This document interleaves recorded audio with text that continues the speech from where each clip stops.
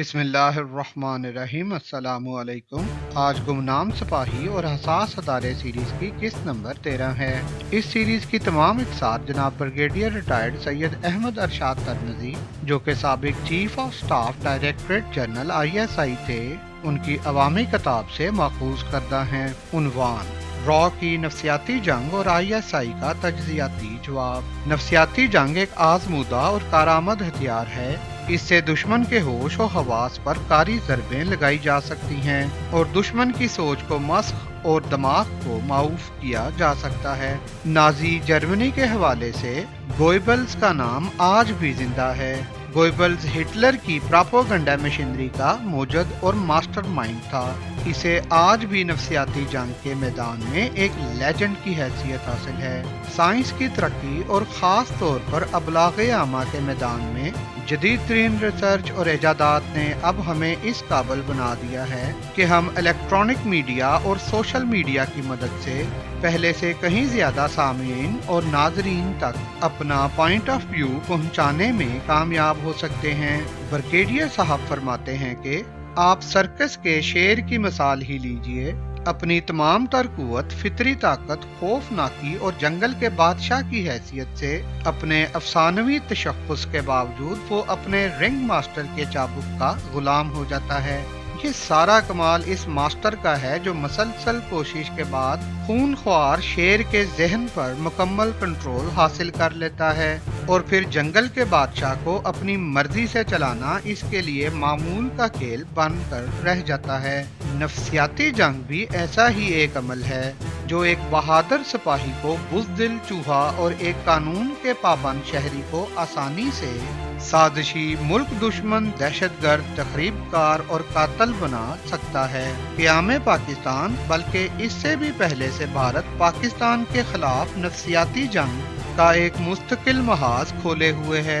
पाकिस्तान दुश्मनी में मुब्तला भारत के हुक्मरान और पॉलिसी साज अभी तक दो कौमी नजरिए को तस्लीम करने से गुरेजा हैं और वतन पाक का इस्लामी तशख्खुस इनकी रातों की नींद हराम किए रहता है। यही वजह है कि जहां इनका निशाना हमारी सियासी, इक्तसादी और समाजी निज़ाम है, वहां वो दिन रात इस कोशिश में भी लगे रहते हैं कि इस सच्चाई को गलत साबित किया जाए कि इस्लाम जो हमारे कौमी तशख्खुस और यकजहती की असास है और दीन खुदा है, हमें एक कौम की तरह मुत्तहद रखने के लिए काफी नहीं है। ब्रिगेडियर साहब फरमाते हैं, इंटेलिजेंस के महाज पर हमारा मुकाबला करने के लिए भारत ने भारी सरमाए से इंतहाई तरबियत याफ्ता अफराद की एक फौज रिसर्च एंड एनालिसिस विंग कायम कर रखी है, जिसे आम तौर पर रॉ कहा जाता है। रॉ के क़याम के बुनियादी मकासद भारत के अंदर और बैरूनी ममालिक में भारतीय मनसूबा साजों को अपने खुफिया मनसूबों की तकमील के लिए वो तमाम ज़राए फराहम करना है जिनकी मदद से वो दहशत गर्दी, जासूसी, सियासी कत्लो गारत, हंगामे, तकरीबकारी, डिसइंफॉर्मेशन और मुनशियात की स्मगलिंग जैसे घिनौने मंसूबों को कामयाब बना सकें। रॉ ने मशरकी पाकिस्तान में एक कामयाब तजर्बा किया जहां तकरीब के जरिए दहशतगर्दी का बाजार गर्म किया गया। लोगों में पाकिस्तान के हुक्मरानों और दीगर सूबों के खिलाफ नफरत का जज्बा इस कदर उबारा गया कि बिलाखिर पाकिस्तान दो लख्त हो गया और रॉ के मंसूबों के ऐन मुताबिक बांग्लादेश मार्ज़े वजूद में आ गया। सिंध और बलोचिस्तान पाकिस्तान के दो बड़े अहम सूबे हैं और एक अरसा से ये रॉ की तकरीबी कार्रवाइयों की जद में हैं। रॉ के मंसूबों की वजह से पाकिस्तान के ये सूबे, जिन्हें पाकिस्तान की मईशत में रीढ़ की हड्डी की हैसियत हासिल है, लाकानूनियत और दहशतगर्दी की लपट में हैं।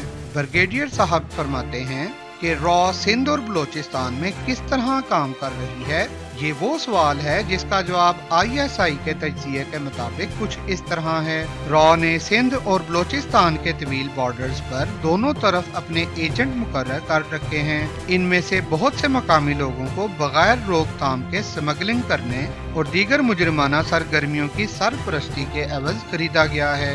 इन डाकुओं और समाज दुश्मन अनासिर की मदद से दहशत गर्दों और तकरीबकारों की आमदोरफ्त इंतहाई सहल बनाई जाती है।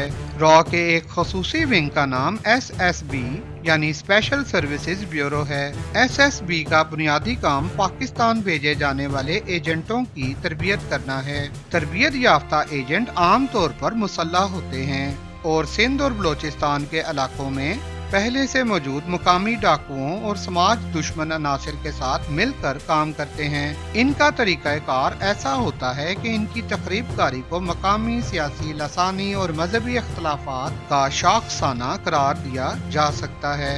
इनकी सरगर्मियां आम शहरियों के जज्बात को उभारने में मावन साबित होती हैं, जिसके नतीजे में कुछ मकामी लोग भी एक दूसरे के खिलाफ मुसल्लह कार्रवाइयां शुरू कर देते हैं। निचले दर्जे के इन तखरीबकारों और दहशत गर्दों के अलावा रॉ का अगला टारगेट हमारे आला सियासी, समाजी और दानिशवर हल्के हैं। इन हलकों की मदद से रॉ को अपने मुंतखब एजेंट, जिनमें खवातीन भी शामिल हैं, इन आला सरकारी दफातर और अदारों तक पहुंचाने में मदद मिलती है जहां कौमी नौइयत के फैसले होते हैं। यहाँ ये एजेंट इस हद तक रसाई हासिल कर लेते हैं कि बाज़ औक़ात वो इन अदारों के आला ओहदेदारों के फैसलों पर भी असर अंदाज होते हैं और इनसे दुश्मन के हक में फैसले करवाने में कामयाब हो जाते हैं।